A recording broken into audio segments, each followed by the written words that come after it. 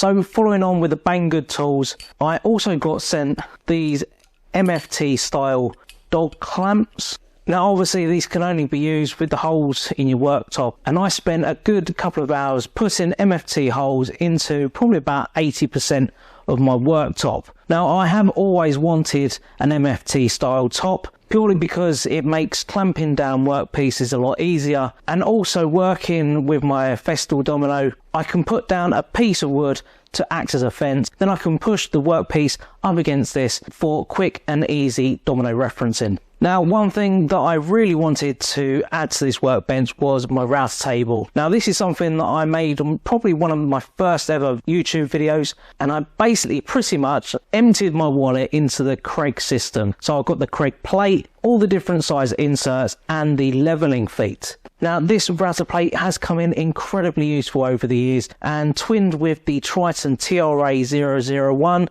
just makes an incredible router table. And the one thing I've really struggled with over the years is having a really good fence. Now because I put all the MFT holes into the workbench, and I wanted to come up with a design with the fence that would utilise these holes. Now the router fence that you see here is pretty much your bog standard router fence. It's the kind of fence that you'll see all over the internet and on a lot of different YouTube channels as well. But there's one difference. Now instead of it running in aluminium T-track, pretty much every single router table that I've seen does, it has two elongated holes on the rear that these clamps can fit into.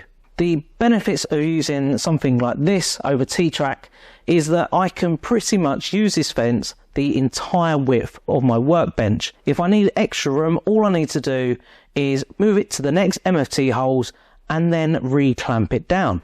If I need to do any minor or micro adjustments, all I need to do is loosen off one side of the clamps, adjust the fence on one side, and then clamp it down again. Now I've got to say, I was a little bit skeptical as to whether these kind of clamps were going to give me the kind of clamping pressure that I needed when I put pressure onto the fence, and I've got to admit the first time I actually used this, the router fence did move, and at the time I was actually putting a juice groove into a cutting board. Yeah, that didn't work out very well. I quickly realised that the clamp requires you to push quite hard down on the rear of the clamp while also adjusting the toggle section that pushes down and gives you the pressure onto your workpiece. Doing so does massively increase the clamping pressure of this clamp, and it's certainly something that I'm never going to forget doing in the future.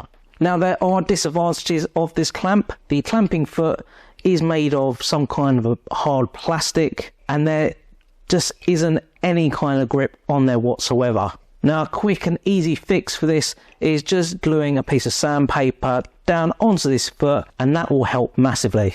The toggle arm on the clamp is quite a nice design. There's multiple sections where you can stop the clamp to give you that perfect clamping pressure. The shaft of the clamp has these diamond shapes engraved all over it, and this gives you extra friction when you put it into the MFT holes. Now these clamps are incredibly cheap, around about $13 for the two clamps at time of filming.